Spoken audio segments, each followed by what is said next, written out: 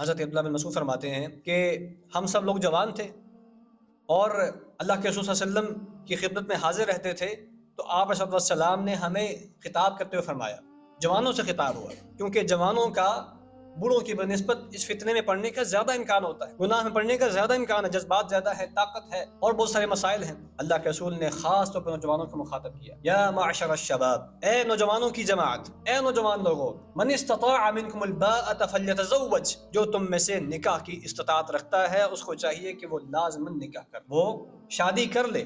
کیوں نکاح کی استطاعت رکھنے کے باوجود شادی نہ کرنا یہ بالآخر انسان کو کسی نہ کسی گناہ میں مبتلا کر دیتا ہے۔ مجھے نہیں سمجھ آتی کہ ایک نوجوان جو 30 سال 32 سال تک شادی نہیں کر رہا وہ گناہ سے کیسے بچا ہوا ہے، مجھے یہ بات آج تک سمجھ نہیں۔ وہ ضرور کوئی نہ کوئی اس نے شارٹ کٹ نکالا ہوا ہے، وہ ضرور کوئی نہ کوئی غلط کام کر رہا ہے، ایسے ہو ہی نہیں سکتا۔ جس طرح انسان کی حاجت ہے کھانا کھانا، جس طرح انسان کی حاجت ہے پانی پینا، اسی طرح انسان کے ساتھ اللہ تعالیٰ نے کچھ ایسے معاملات لگائے ہوئے ہیں جس کو پورا کرنا اس کی ضرورت ہے۔ اگر وہ پورا نہیں کرے گا حلال طریقے سے تو وہ ضرور بے ضرور حرام میں واقع ہوگا، یہ فطرت کے ہی خلاف ہے۔ اللہ تعالیٰ نے اسی لیے تو یہ جن سے مخالف کو پیدا کیا ہے، تو پھر کیا ہے، شادی نہیں ہو رہی اور ہر بندہ جو ہے وہ اس چکر میں پڑا ہے کہ پہلے میں گاڑی لے لوں، پہلے میں گھر بنا لوں، پہلے جناب میں بہت اچھی طرح سیٹل ہو جاؤں، اس کے بعد جا کے میں کوئی شادی کروں گا۔ اور سیٹل ہوتے ہوتے بعض اوقات 30 سال 35 سال تک مرد بھی پہنچ جاتے ہیں اور عورتیں بھی پہنچ جاتی ہیں۔ من استطاع منکم الباءۃ فلیتزوج، فرمایا جو کوئی تم میں سے نکاح کی طاقت رکھتا ہے اس کو چاہیے کہ نکاح لازمی کر لے۔ اور نکاح کا فائدہ کیا ہے؟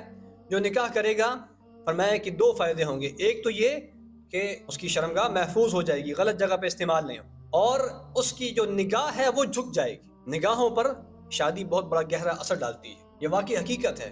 جب انسان کی شادی ہو جائے تو اس کے بعد نگاہ انسان کی جھک جاتی ہے، اس کے اندر حیا پہلے سے بڑھ کر پیدا ہو جاتی ہے۔ اور فرمایا کہ اگر یہ کام نہیں ہو سکتا، کوئی نوجوان آدمی ہے نکاح کی طاقت نہیں ہے اس کے پاس، تو پھر کیا کرے؟ فَمَن لَّمْ يَسْتَطِعْ فَعَلَيْهِ بِالصَّوْمِ، دوسرا آپشن یہ ہے کہ وہ روزے رکھے۔ فَإِنَّهُ لَهُ وِجَاءٌ، روزہ کیا کرے گا؟